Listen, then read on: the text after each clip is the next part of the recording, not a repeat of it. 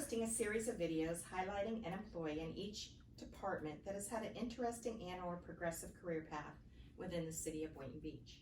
Today we are featuring Debbie Majors, who is our Grant and ADA Coordinator from the ADA and Grants Department. Good title to go with your department, Deb. Could you introduce to us who you have with today that's assisting us with the video? Yes, with us today is Beth Wagmeister, and Beth is an American Sign Language interpreter. Great. Thank you for joining us today, Beth. Thank you. Can you first tell us how you came interested in working for a municipality or government? Yes, well, I graduated in 1983 from Florida State University. Go Noles. Go Noles.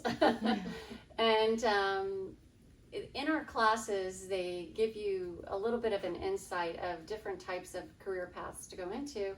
And municipal government was one of them, and also commercial recreation. And you know, back then when you're in your 20s, commercial recreation sounds like a lot more fun than municipal recreation.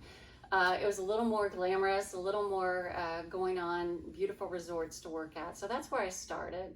But after a couple years, I realized there just wasn't the potential for growth and longevity. So I found out about this position at the city of Boynton Beach through a friend who was also a recreation major.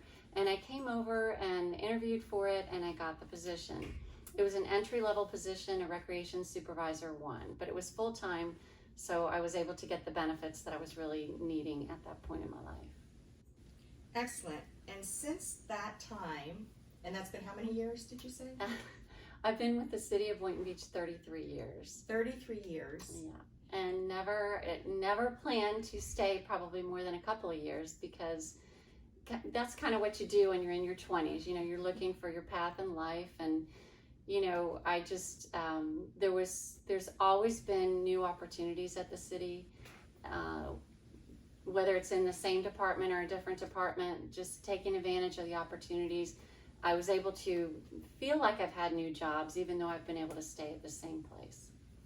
So can you tell us in your first position what your job duties were, and then if we can tell the public how your job has expanded over those 33 years to what you're currently doing? It seems crazy, 33 years. Yes, well, when I started at the city of Boynton Beach, I was the recreation supervisor, and so I assisted the head of the civic center at that time. And over the years, there was opportunities.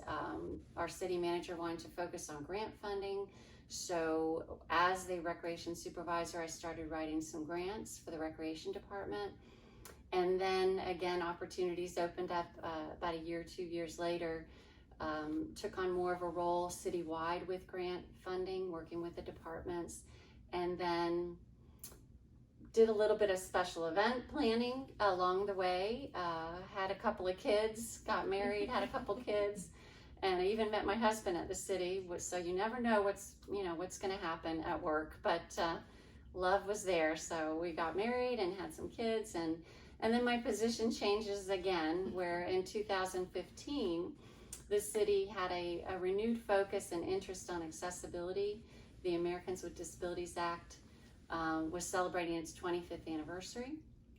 And so there was a renewed focus for inclusion and accessibility, and the city manager was looking for someone to take on that responsibility and role. And I was fortunate enough to be chosen for that, and just have really enjoyed that responsibility. Could you tell us a little bit about what you've done to increase, because your staff is rather small for this large department, is how you've included the neighborhood and created your partnership and team to assist you in the city?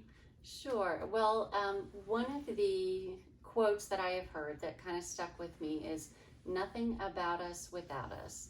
And so what that means is to bring groups and individuals into the decision-making process. So we have created an inclusion support team, and that support team started out with about 4 or 5 different agencies that represent or advocate for individuals with disabilities, and it's grown to over 18 organizations in just 5 years. So we have these individuals and professionals in their fields of expertise, and they advise us and support us in all of our efforts to be inclusive with all of our programs and our services at the city.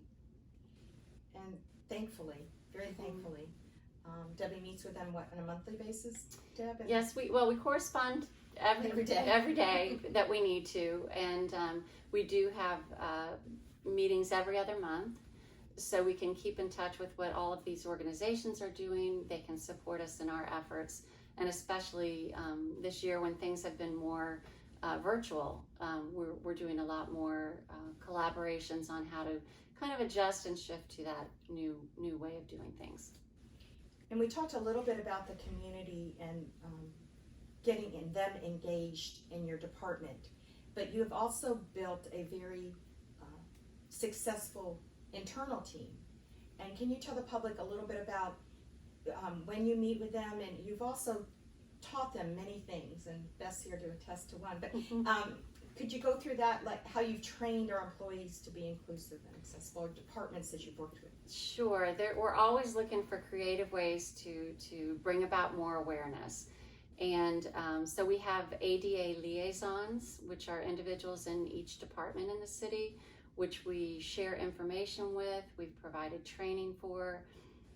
Some of the training we've provided is American Sign Language, which has really been a lot of fun. And everyone, all the way up to the city manager, has been taking some of Beth's classes, and we've really learned some new ways to communicate with members of our public, and it's a lot of fun.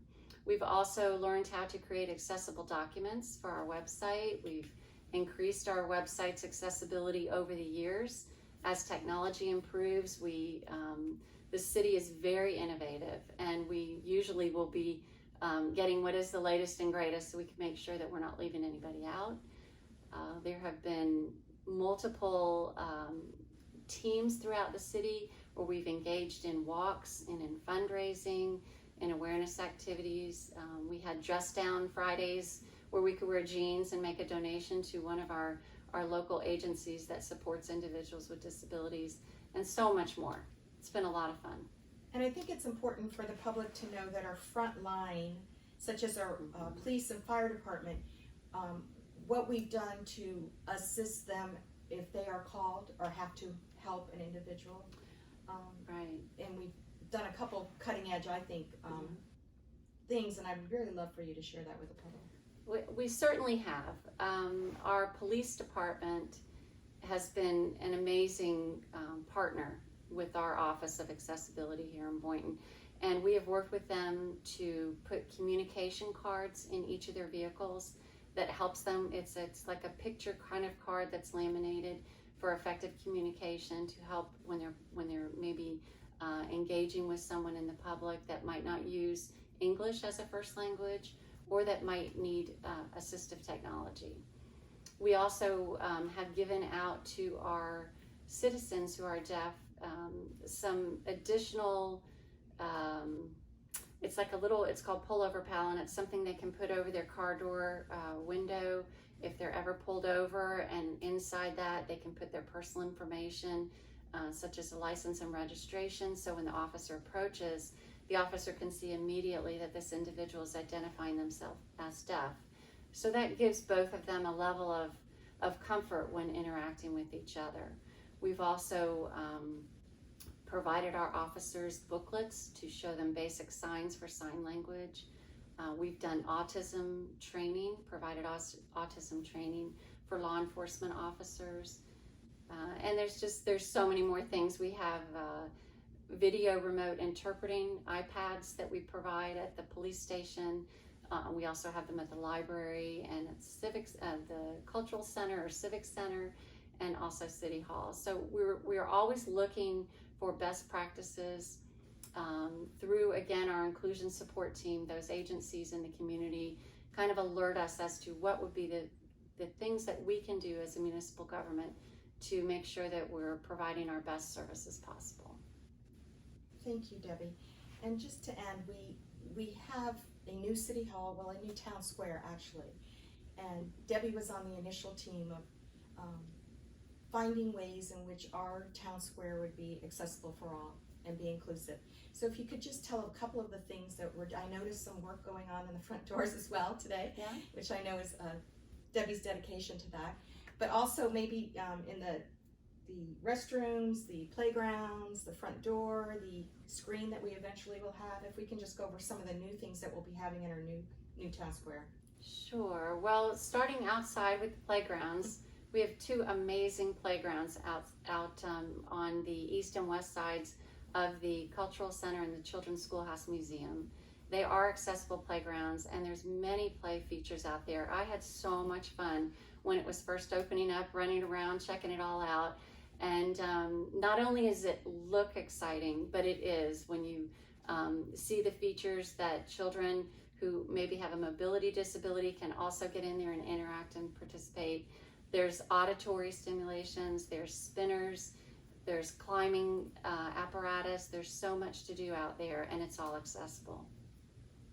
In addition, as you go inside the Cultural Arts Center, there have been hearing loops, which is a assistive hearing type technology that have been constructed in the building in the large auditorium performance area on the second floor. We also have portable hearing loops at the ticket counter at the entranceway when you come into the building. We also have the same loop technology at City Hall in our commission chambers, so those that visit our commission meetings in person would be able to take advantage of that and to help them hear more clearly what's happening in the local government meetings. Our library is also equipped with assistive technology. Their computers have, it's called NVDA. It's a screen reader program for individuals who have low vision. And they also have a portable hearing loop at the checkout desk and a video remote interpreting iPad. So we have gone through the buildings. All of the restrooms, again, are accessible. They have changing tables that are accessible.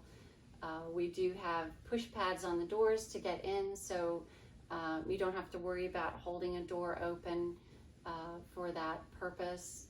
We are looking at getting wheelchairs also to, if you come and you have to find yourself standing in a long line and it's difficult for you to stand, or these buildings are very, very large and you're going to be going upstairs in the elevator and onto the second floor to the library at City Hall, you may need to have a wheelchair with you, and we do have those available for your use.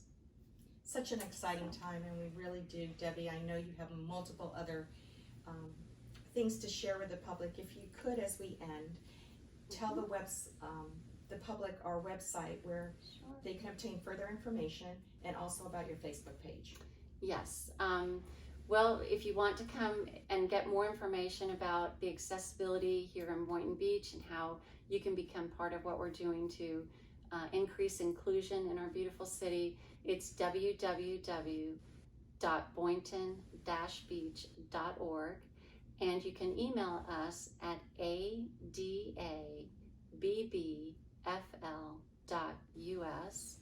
Our Facebook page that we just launched a couple months ago is Inclusive Boynton, and we'd love for you to visit that. And if there's any businesses out there that need any assistance, we do have an Inclusion Works business recognition program, and we would love to work with you. You can reach us at the same website or at our email or even on Facebook, and we'd be happy to support your business being more accessible and inclusive in Boynton Beach. Thank you so much, Debbie. You're welcome. And Beth. Thanks. Thank you. Thanks, Beth.